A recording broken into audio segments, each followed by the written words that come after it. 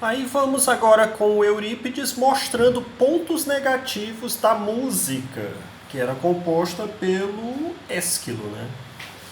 Todos esses cantos, tá, gente? Aliás, todos esses versos da peça, eles eram cantados, tá? Então ele vai mostrar aí pontos negativos da música, né? Vamos nós. Olha só. Eurípides, ouve-se uma introdução musical e o poeta vai cantando ao som da flauta. Aquiles da Fítia. Fítia era a cidade natal dele, né? Por que será que ao ouvires, os golpes da morte não vens em nosso socorro? É Hermes o progenitor da nossa raça que veneramos nas margens deste lago. Os golpes da morte não vens em nosso socorro? Ele já usou golpes da morte 2 vezes. Preste atenção nessa frase, golpes da morte. Tá?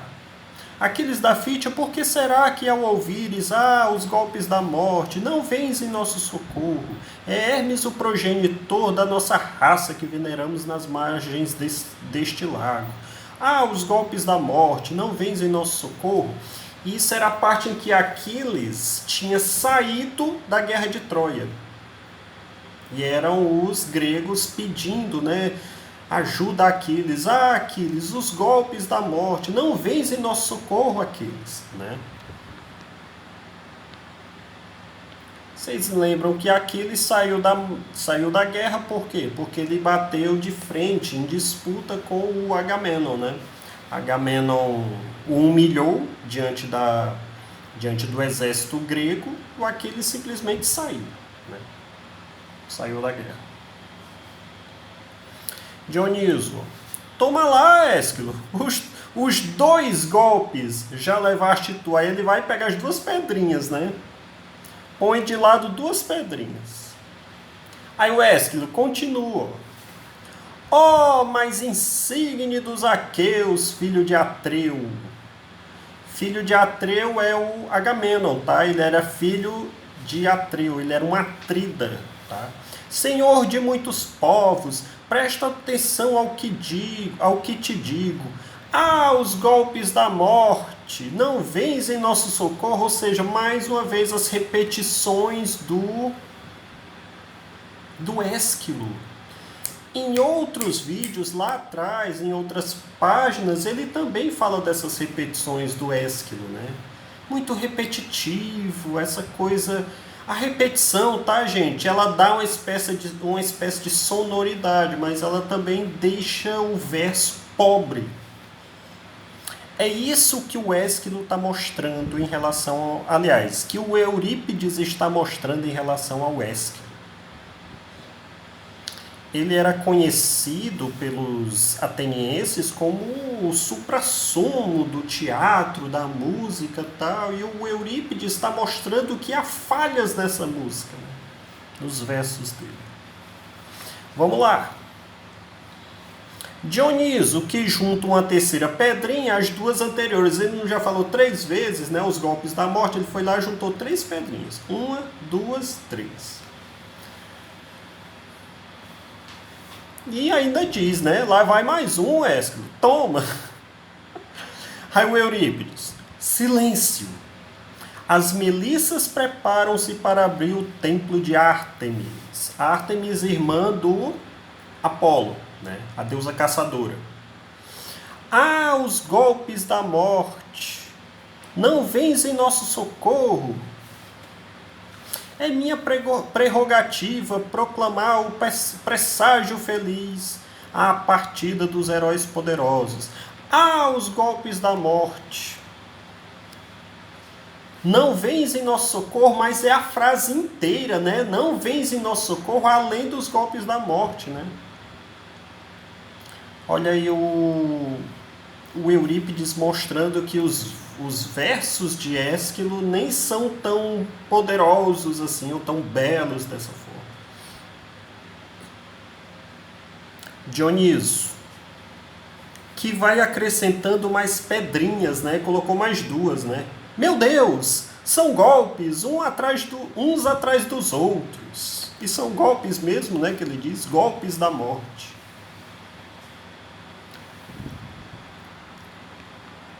Cá por mim vou mais é tomar banho, que estes golpes todos derrearam-me os rins, né? Aí o Eurípides, não vás ainda. Houve primeiro outra coleção de passos líricos. Líricos é musicados, né? Inspirada nos cantos. A cítara é um instrumento de cordas, né? Que o tipo compôs. E lá vai ele mostrar outros, né? Bem, vamos lá a isso. E nada de golpes de morte. Eurípides, como é que a autoridade do trono duplo dos aqueus, da juventude da Grécia, tralalá, envia a esfinge, a cadela que preside aos dias aziagos, tralalá, de lança em punho, ave tremenda armada para a vingança, tralalá, presa das cadelas agressivas que cruzam os céus, tralalá, e a força unida contra Ajax, tralalá. Professor, não estou entendendo é nada.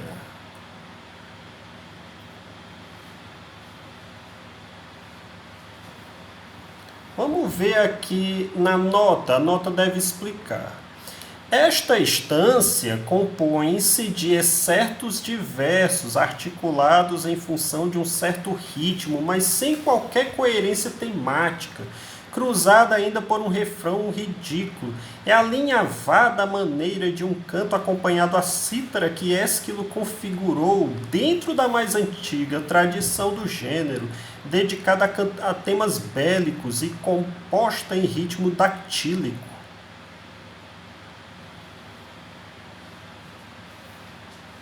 A estratégia reside em pôr em destaque uma palavra que se rodeia de qualificativos múltiplos e criteriosamente selecionados. O resultado é vigoroso e preciso, como seu autor desejava. O propósito caricatural de Aristófanes denuncia-se, aliás, pelo fato de estes seres, os dois únicos versos, como um encadeamento real em toda a paródia. Eu acho que eu entendi.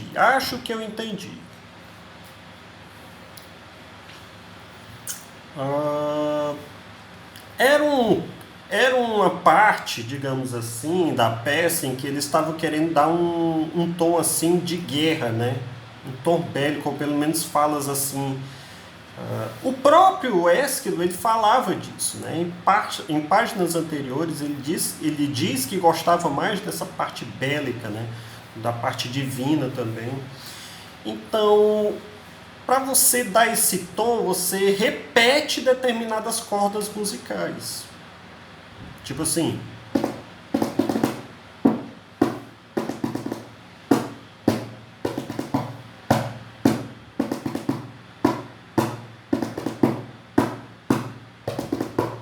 Eu dei só um exemplo aqui bem básico, tá, gente?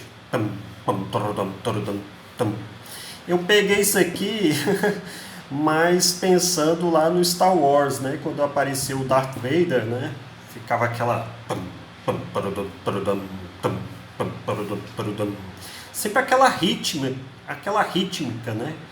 Como se fosse um negócio assim, uma marcha, né? É uma marcha. Então esse tralalá, ele é mais uma marcha, tá, gente? E é por causa disso que o Eurípides faz esse tralalá. É uma marcha, né?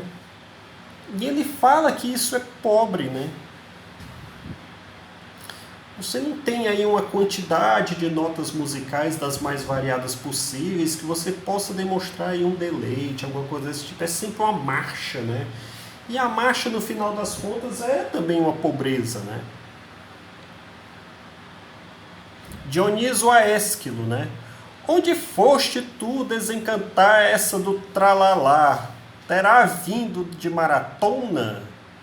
Ou ouviste a alguém ao tirar água do poço? Como se fosse um negócio assim repetitivo, né? O que importa é que os meus cantos os fui beber à fonte pura e depois os apurei, antes que me apanhassem a colher flores no mesmo prado sagrado que o frínico. Enfim, enquanto este gajo aqui pasta em tudo que é lugar, nas cantigas de putas, nos escolhos de meleto, nas flautadas dos cários, nas marchas fúnebres, nas músicas de dança. Aí tem uma diferença, né? O Ésquilo falando das mais variadas temáticas que o Eurípides fazia, né? Inclusive até de putas, né? Cantigas de putas. Olha só o que ele diz. Ó. Eurípides é acusado de se inspirar indiscriminadamente em todo tipo de fonte. Do conjunto sobressai a ideia de composições que nada tem a ver com a dignidade trágica, né? Em compensação, são ricas em potencialidades eróticas, lúdicas e populares, condizentes com o sentido de cotidiano que Eurípides introduziu no teatro. Eurípides falava do cotidiano, das pessoas do cotidiano, dos pobres, dos mazelados, enfim. Ao mesmo tempo que para ele isso é riqueza, para esse povo de antigamente isso era uma pobreza. Você trazia tudo, né, para coisas que não teriam nada a ver com o teatro. Percebem? Há essa disputa entre um e outro, né?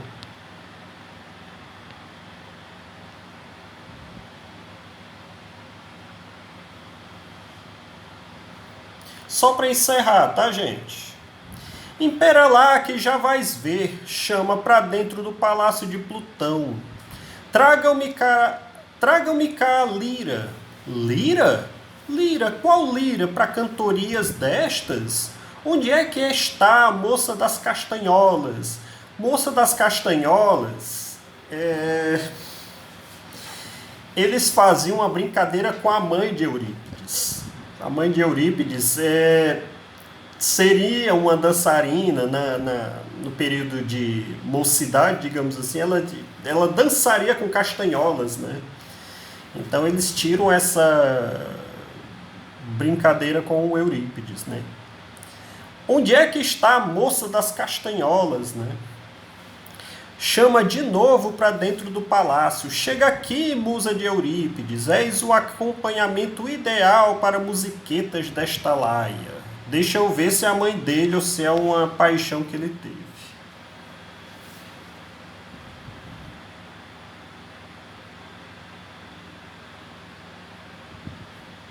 Não tem nada a ver não, tá, gente? Não tem nada a ver com a mãe dele. Olha a página aqui, ó. Parece haver aqui uma alusão a Hipsípila, peça em que a heroína, princesa de Lenos, durante um tempo de exílio em que se viu reduzida à condição de escrava, entretinha uma criança a tocar castanholas. Isso para muita gente era pobreza, né? Uma peça que mostra uma princesa que se tornou escrava e ela, boa parte do tempo, enquanto escrava, mostrava danças com castanholas, né?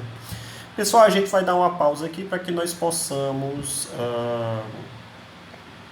iniciar nossa aula aí de língua portuguesa. Assuntos interessantes, tá bom?